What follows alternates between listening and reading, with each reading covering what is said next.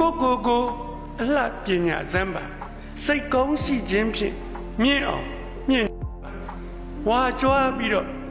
သိတော်တာပဲငါသိတတ်တာပဲလို့မြင့်ကျင်လို့ကြွားဝါပြီးတော့မမြင့်ပါနဲ့ဝါကြွားရင်မမြင့်ပါဘူး။အိုးကျွန်တော်ပြင်သိတော်ကျွန်တော်လိုလူရှာမှရှာဒီလိုထင်ပြီးတော့ပြောကိုကြွားလုံးအားကြီးကြွားခြင်းရဲ့ရွေချက်ကဘာလဲသူများထင်ကြီးခံရအောင်လုပ်တာသူလဲဟိုဘက်ထွက်သွားရောကျန်တဲ့ကောင်တွေကဘာပြောသွားငပေါ်ကြီး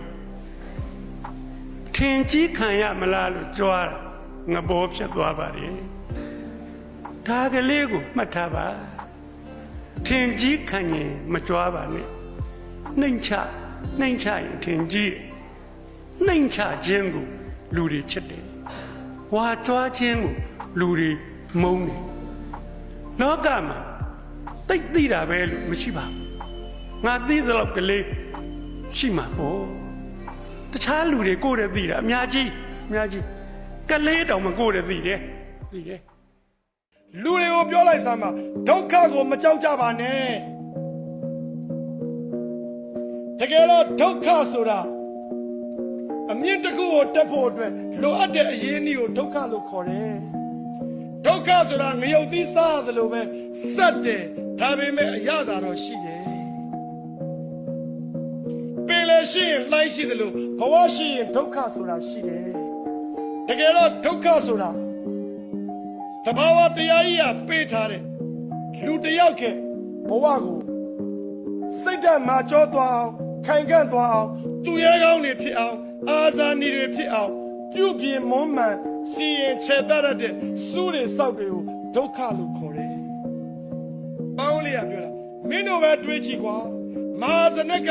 တင်းမောသာမပြည့်ရင်ရာဇဝင်တွင်စရာအကြောင်းမရှိဘူးတင်းမောပြတ်ချင်းဆိုတဲ့ဒုက္ခကြောင့်ဇနကရာဇဝင်တွင်သွားတာလေလူညံ့တွေဖို့ဒုက္ခနဲ့ပြဿနာကိုလူညံ့တွေကလက်လျှော့အရှုံးပေးပြီးကြာဆုံးခြင်းလို့တွေးကြတယ်လူတော်တွေကဒုက္ခနဲ့ပြဿနာကိုကြာဆုံးခြင်းလို့မတွေးဘူးငါအရေးချင်းတွေဖော်ထုတ်ခွင့်ရတာပဲဆိုဒုက္ခကိုပျော်ပျော်ပါပါလက်ခံကြတယ်ဒုက္ခကိုပျော်ပျော်ပါပါလက်ခံပါဒုက္ခလက်မခံရင်လည်းရောက်လာမှာပဲလက်ခံရင်လည်းရောက်လာမှာပဲတွေ့ပြီဆိုလက်သင့်တာခံလိုက်တော့ဒုက္ခကိုတမန်ကန်ကန်အတုံးချအချိန်တန်ရင်အမြင့်တနေရာကိုရောက်ဒါကြောင့်လူတွေကိုပြောလိုက်စမ်းပါပန်းအိုးလေးတွေတွေ့တိုင်းဘာလို့မင်းတို့စိတ်ဓာတ်ကျနေတာတော့တကယ်တော့မင်းတို့ဒုက္ခရောက်နေတာမဟုတ်ဘူးကြော်ကြားဖို့အတွက်အခွင့်အလမ်းတွေလို့မြင်ပေးပါလူတယောက်ဟာဘလောက်တန်မိုးရှိလဲလို့တိုင်းတာကြည့်ကိုချင်းတရားဘလောက်ကောင်းလဲမှားမှန်ခွဲခြားနိုင်တဲ့ပညာဘလောက်ရှိလဲဒီနှစ်ချက်နဲ့တိုင်းတာရမယ်ဒါဗုဒ္ဓဟောပါအဲ့ဒီအပြင်အဲ့ဒီနှစ်ခုဟာတဲ့လက်နှစ်ဖက်နဲ့တူတယ်တဲ့တစ်ဖက်မှာမြန်မြစ်ပတ်ပြီးကြံနေနောက်လက်တစ်ဖက်ကပုတ်သက်ဆေးကြောပေးခွင့်ရှိတယ်ကိုချင်းတရားနဲရင်မှားမှန်ခွဲနိုင်တဲ့ပညာနဲ့ဖြည့်မှားမှန်ခွဲနိုင်တဲ့ပညာချို့ရွေးရင်ကိုချင်းတရားနဲ့ပြန်ဖြည့်လို့ရတယ်အဲ့ဒါကြောင့်အဲ့ဒီသီလနဲ့ပညာကိုဗုဒ္ဓကကြက်တည်နဲ့မင်္ဂလာလို့ခေါ်ပါတယ်ကျွန်တော်ပြောချင်တာကကျွန်တော်တို့သွားမဲ့ပန်းနိုင်အဲ့သွားမဲ့ပန်းနိုင်ကစောစောကဘုချုပ်သွားတာလောလက်ရေးဆိုတော့ပန်းနိုင်ကိုသွားတယ်ကျွန်တော်တို့ကဘယ်ပန်းနိုင်ကိုပဲသွားတော့အရေးကြီးဆုံးကအဲ့ဒီပညာနဲ့သီလအဲ့ဒီနှစ်ခုနဲ့ကျွန်တော်တို့ပန်းနိုင်ကိုသွားဖို့အရေးကြီးပါတယ်အဲ့ဒီပန်းနိုင်ဟာနိဗ္ဗာန်ဖြစ်ပါစေဗုဒ္ဓကိုယ်တိုင်ခေါ်ခဲ့တာနော်တခုလည်းရှိုံနဲ့သူ့တပည့်တာဝကတွေကနိဗ္ဗာန်ကိုကျွန်တော်တို့ယဟန္တာဖြစ်သွားတဲ့အကြောင်းဟောလို့ပါတယ်တန်တတိအမတ်ကြီးမှာတခုလည်းပဲပြည့်စုံရုံနဲ့နောက်ဆုံးမှာယဟန္တာကိစ္စပြီးသွားတဲ့အကြောင်းကိုဟောပါပြောချင်တာကပန်းနိုင်တခုသွားတဲ့အချိန်မှာအရေးကြီးဆုံးဟာကျွန်တော်တို့ပညာနဲ့ကိုကျင့်တရားသီလအရေးကြီးဆုံးပါဆယ်တန်းဟာကပ္ပပေါ်မှာဒီမြန်မာပြည်ရဲ့ဆယ်တန်းကပ္ပပေါ်မှာစာကြက်ဆုံးစာလုံးဆုံးကိုရန်အောင်ပြီဆိုတဲ့တချို့ဆိုရင်8တန်းအောင်ပြီဆိုတဲ့ဆယ်တန်းစာကြက်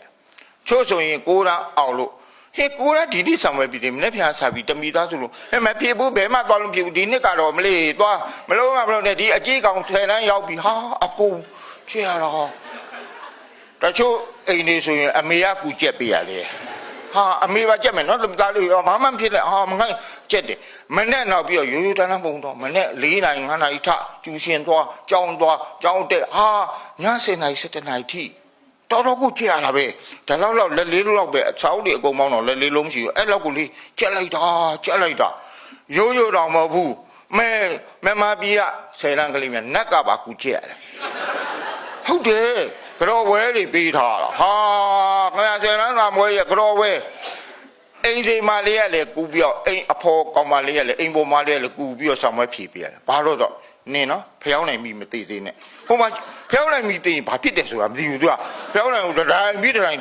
ဟိုဆောင်မွေးကာလအတွင်းမှာဟိုနည်းနည်းပါးကလေးရမယ်ဟာကောင်မနင်ငါဖျောင်းနိုင်တော့ကလည်းဘယ်ချိန်ပြီးသေးသေးလို့မသိပါဘူးအမရေမသိပါဘူးအဲ့လိုလောက်ရတာဟာတဆွေလုံးတစ်မျိုးလုံးတမိသားစုလုံးကြည့်ရတဲ့စာဟောအောင်တော့လေဂုံလူတွေအများကြီးထွက်တော့လေလေအဘိကျိဂုံလူတွေအများကြီးထွက်တော့သေးလားဂျပန်လှမ်းမိတယ်ပကံစိတ်တက်လာတယ်ကျွန်တော်တို့တေးလူအောင်ကြိုးစားပြီး